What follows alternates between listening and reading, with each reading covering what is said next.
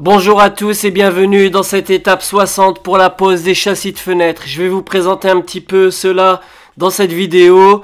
Vous verrez jusqu'au bout, il y a des informations extrêmement intéressantes. Alors je vous dis, c'est parti. Donc voici les fenêtres Inutic en gamme e-Forte. Il s'agit là d'une baie vitrée avec une finition basse qui est très intéressante.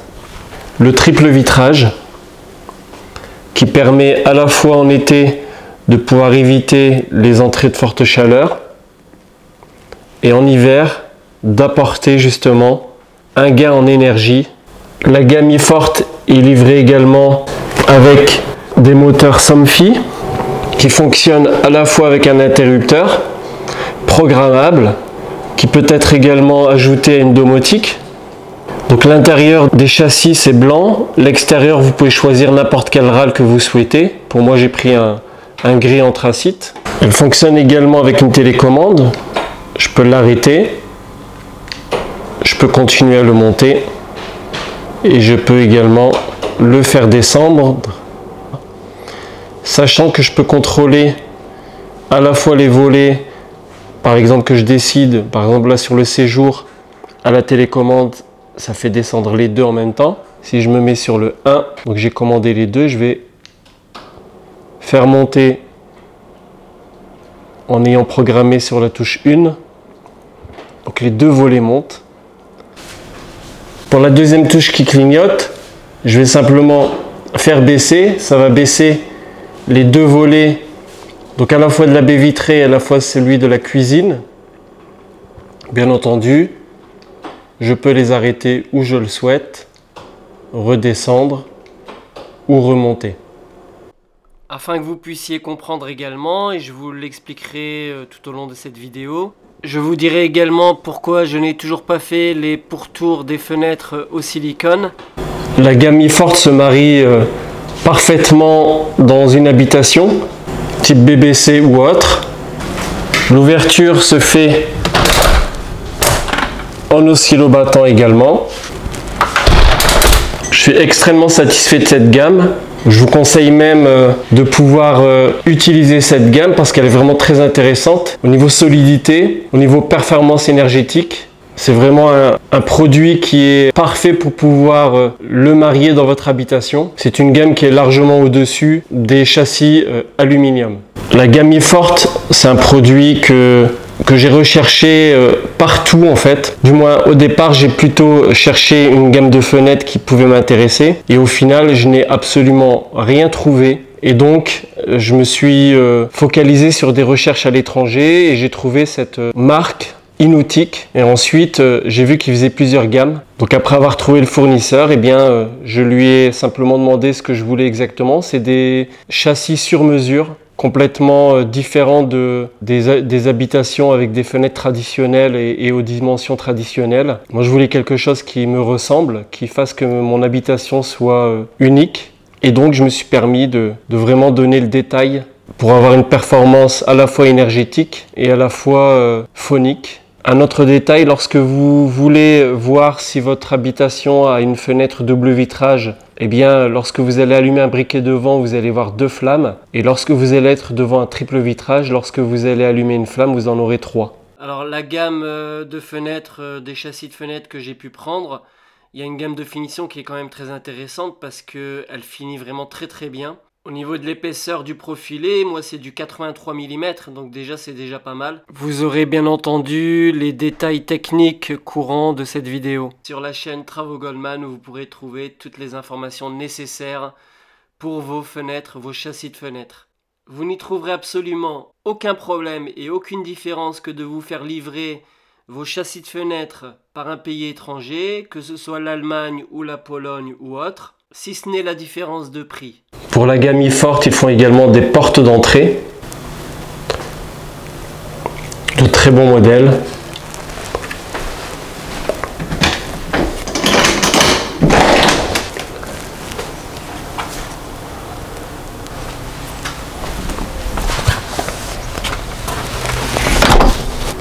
Avec volet intégré.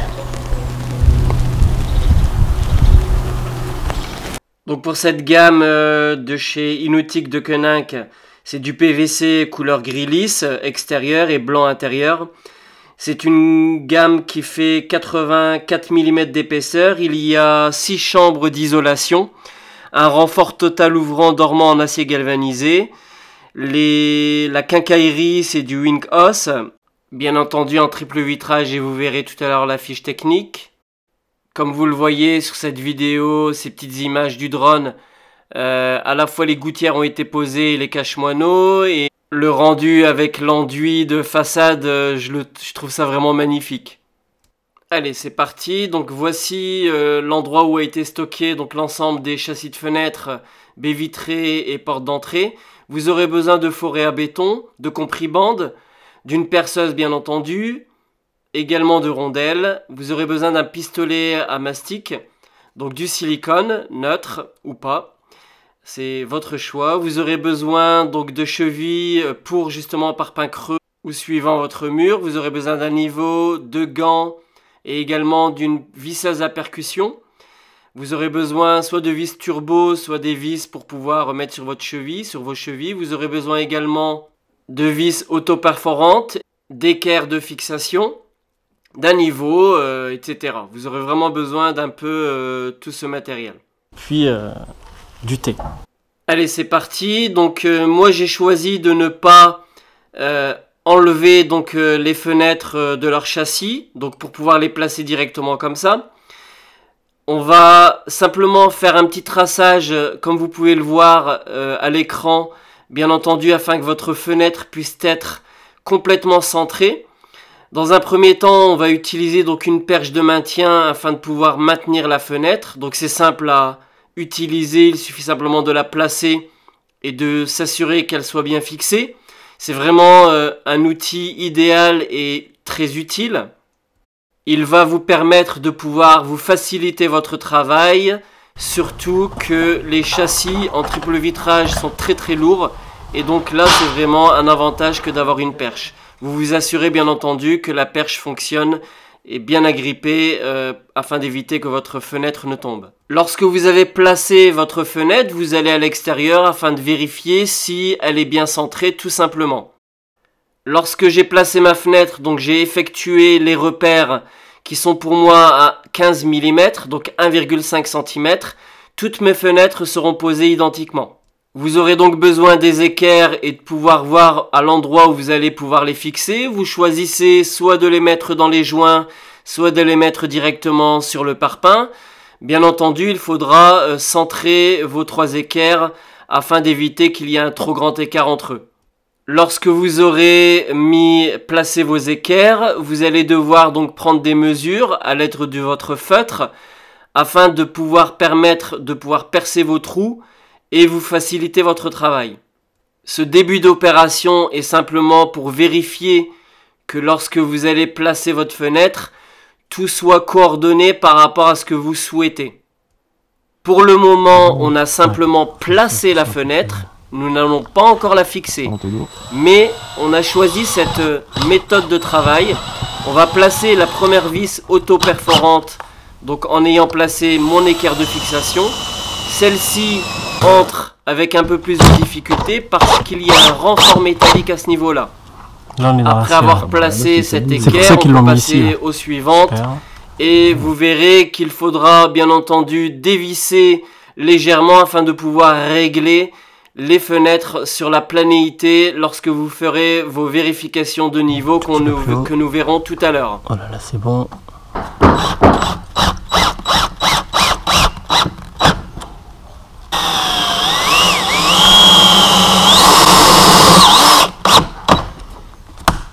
Voilà, nous y sommes. Nous avons placé les 6 équerres, donc 3 de chaque côté. Il va falloir maintenant placer le compris-bande. Nous avons effectué nos repères. Nous allons pouvoir retirer la fenêtre, la déposer au sol et pouvoir placer le compris-bande. Le compris-bande doit être placé après avoir enlevé les plastiques de protection. Parce que de toute façon, ça dure qu'un mois. S'assurer qu'il soit placé aux bons endroits. En l'occurrence, comme vous le voyez sur la vidéo, on le place sur les côtés et vous allez voir, je vais vous laisser un peu regarder afin de vous permettre de vous imprégner de ce qu'il faut faire. Il faut savoir, c'est que le compriband, bien entendu, il devra être posé assez rapidement parce que celui-ci va gonfler. Et donc, lorsque vous allez vouloir placer votre fenêtre sur le mur, eh bien, vous assurez que le compriband ne vous gêne pas.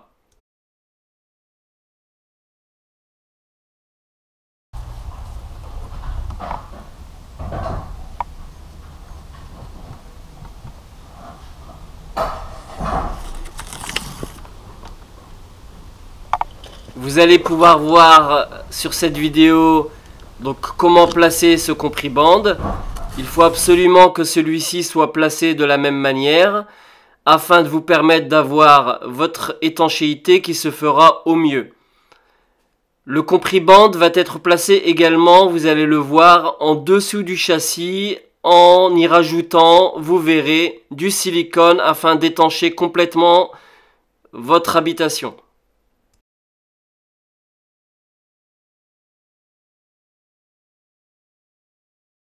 Afin d'effectuer la découpe, il vous suffit de le faire au cutter pour plus de facilité. En période hivernale, le triple vitrage m'a permis de gagner entre 2 et 4,8 degrés en plus pour l'habitation. C'est donc un gain extrêmement important. Il est temps d'attaquer le dessous des châssis de fenêtres. Et là, vous allez effectuer 2 bandes complètement sur les côtés et 2 latéralement. Comme vous le remarquez, les châssis de fenêtres de chez Inutic de Koninck sont livrés avec les rails directement placés correctement et donc ça facilite le travail. Voilà, c'est quasiment terminé pour la pose du compriband. On va pouvoir passer à l'étanchéité au silicone sur les pierres bleues. Bien entendu, il vous faudra simplement mesurer l'endroit exact où vous souhaitez en mettre afin de pouvoir vraiment être utile. On a décidé d'en mettre sur les côtés et sur la devanture. On voit bien que les pierres bleues dépassent largement afin de pouvoir positionner nos fenêtres, nos châssis de fenêtres, donc directement sur celle-ci. Il vous faudra ensuite effectuer un petit nettoyage si nécessaire sur votre maçonnerie et venir poser vos fenêtres directement sur l'appui de fenêtre. N'oubliez pas qu'il va falloir mesurer, comme je peux le faire à l'instant, les 15 mm de chaque côté. Si besoin, si nécessaire, il suffira simplement de tapoter légèrement afin d'arriver à 15 mm. Nous étions pour ma part à ce moment-là à 14 mm. Et donc, il suffit simplement de tapoter légèrement dessus.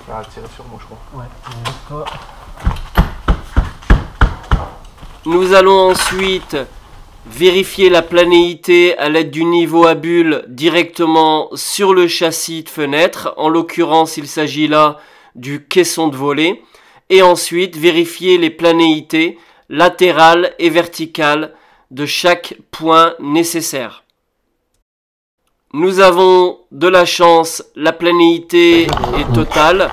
Nous allons pouvoir sceller notre fenêtre et pour ça, il va falloir percer au bon diamètre de vos chevilles le mur de parpaing ou directement dans le joint afin de pouvoir fixer vos fenêtres. Vous pouvez maintenant desserrer les 2 vis auto-perforantes et ensuite placer votre équerre de fixation et resserrer. Cela évite que votre fenêtre et votre châssis ne bougent verticalement et horizontalement. Il suffit ensuite de placer, toujours en vérifiant avec le niveau, afin de vous assurer qu'il n'y a absolument aucune possibilité que votre fenêtre ne bouge. Après avoir posé la première fenêtre, donc en ayant fixé toutes les équerres, mis le compriband, il vous suffit ensuite de vérifier au niveau toutes les planéités de vos fenêtres, que ce soit latérale ou verticale, et ensuite il vous suffira simplement de faire un test pour montrer que ça s'ouvre bien, et également en oscillant battant.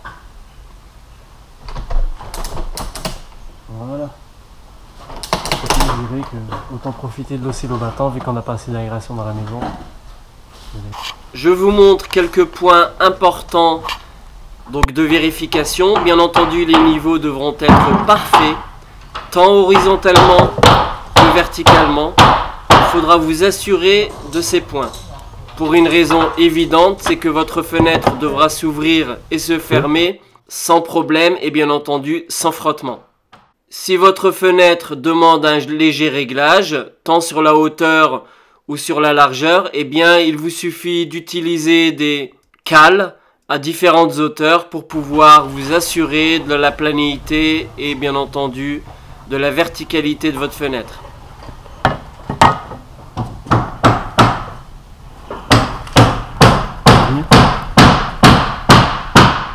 Ouais, là on est parfait.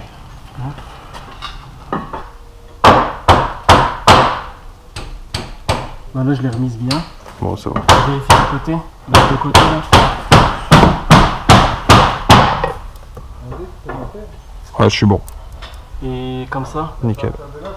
Lorsque vous avez fait vos vérifications et que tout est parfait, eh bien vous allez fixer votre fenêtre à l'aide des équerres. Vous avez bien entendu plusieurs solutions pour le faire. Vous allez faire un premier marquage à l'aide d'un feutre. Vous faites un traçage afin de vous assurer de l'endroit exact où vous voulez les placer. Et puis il ne vous reste plus qu'à les fixer. Bien entendu, les fixations des équerres devront être faites tout en évitant de bouger votre fenêtre, votre châssis, afin d'éviter que vous ayez le moindre problème lors de l'ouverture ou de la fermeture de celle-ci. Je vous laisse donc regarder cette seconde méthode qui est contraire bien entendu à la première que j'ai pu effectuer, où nous avions au départ fixé les vis auto-perforantes sur la fenêtre, sur le châssis, et seulement ensuite fixé au mur. Nous avions dû redévisser donc les vis auto-perforantes. Et là, contrairement à tout à l'heure, bien entendu, le travail se fait différemment, mais il va falloir vérifier encore plus.